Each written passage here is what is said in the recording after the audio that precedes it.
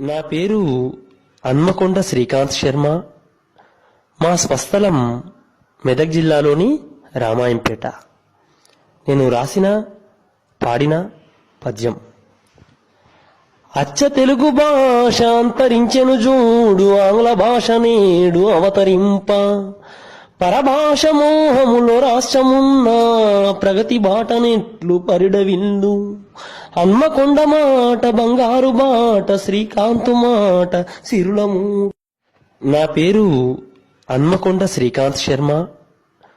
మా స్వస్థలం మెదక్ జిల్లాలోని రామాయంపేట. నేను రాసిన పాడిన పద్యం. అచ్చ తెలుగు భాష అంతరించెను జూడు, ఆంగ్ల భాష నేడు అవతరింప.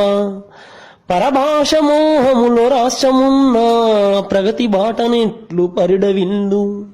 హన్మకొండ మాట బంగారు బాట, శ్రీకాంతు మాట సిరులము.